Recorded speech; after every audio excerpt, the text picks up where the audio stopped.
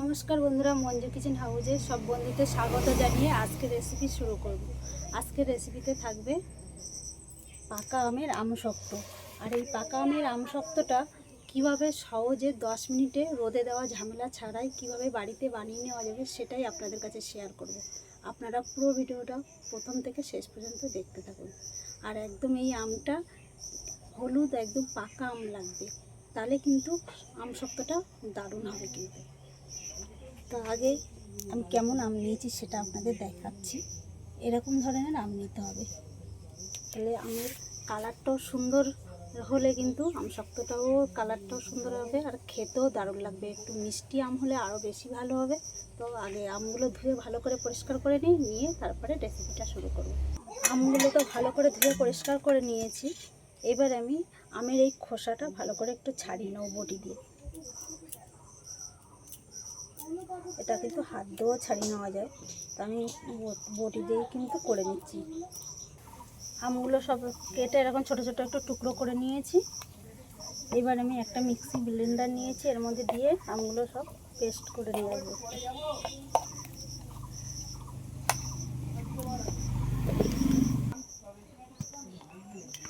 আমগুলো সব পেস্ট করে নিয়ে চলে এসেছি। এবার আমি এই ছাঁকনি দিয়ে ভালো করে একটু ছেঁকে নেব। আমের পিউরিটা ভালো করে একটু ছেঁকে নেব।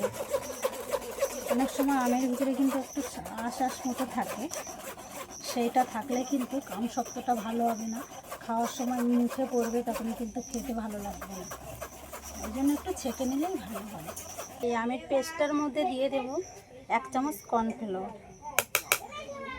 তারপরে দিয়ে দেবো স্বাদ মতো চিনিটা যে যেরকম মিষ্টি খাবে সেই পরিমাণ মতন দিলেই হবে। খুব বেশিও দেওয়া লাগবে না, খুব কমও না। যে যেরকম মনে করবেন যে একটু কম খাবো কম দিলে হবে, বা বেশি খাবো বেশি দিলে হবে। এবার সবগুলো একসাথে একটু মিশিয়ে নেবো ভালোভাবে। এই আমের পাল্পটা কড়াইতে দেওয়ার আগে কিন্তু ভালোভাবে আগে কর্নফ্লাওয়ার দিয়ে এইভাবে আগে এটা মিশিয়ে নিতে হবে, নাহলে কিন্তু আগুনে বা গরমের মধ্যে দিলে কিন্তু অনেক সময় দেখা যাচ্ছে ওর মধ্যে একটু ডালা ডালা হয়ে যেতে পারে। ওই জন্য এটা করে নিলে সবথেকে বেশি ভালো হয়। উনুনটা তো জ্বালিয়ে নিলাম, এবার কড়াই বসিয়ে দেবো। এবার আমি এই আমের পাল্পটা দিয়ে দেবো কড়াইয়ের মধ্যে।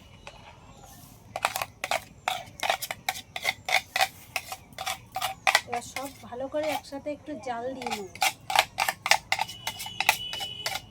পাল্পটা কড়াই দেওয়ার পরে অনবরত কিন্তু এইভাবে খুন্তিতে নাড়তে হবে, তলায় না যেন লেগে যায়। তলায় লেগে গেলে কিন্তু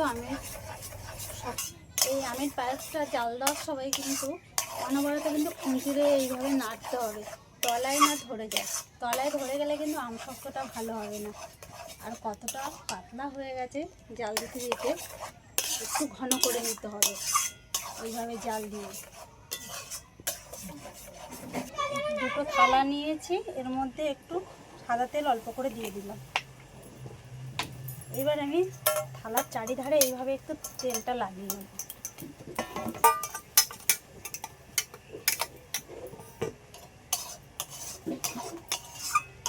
আমসত্ব বানানোর জন্য আমার পাল্পটা পুরো রেডি হয়ে গেছে। এরকম একটু ঘন ঘন হবে, তখনই কিন্তু লাগিয়ে নিতে হবে।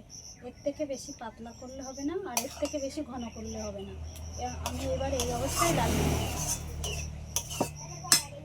আর এই যে দুটো থালা রেডি করে নিয়েছি, এই থালার মধ্যে দিয়ে দেবো। এটা থেকে হাফ দেবো আর এইটা থেকে হাফ দেবো। এইভাবে থালার চারিধারে এইভাবে একটু দিয়ে দেবো এরকমভাবে। আমসত্বগুলো কত সুন্দর হয়েছে সেটা আপনাদের দেখাচ্ছি। 5 মিনিট মতো রেখে দিয়েছিলাম ঢাকার পরে।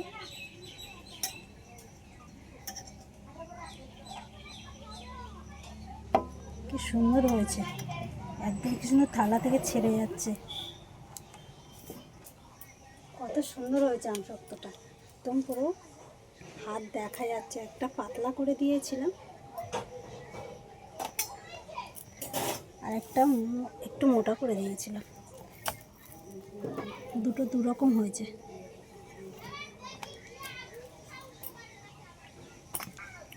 একটা থেকে একটু পিস পিস করে কাটবো।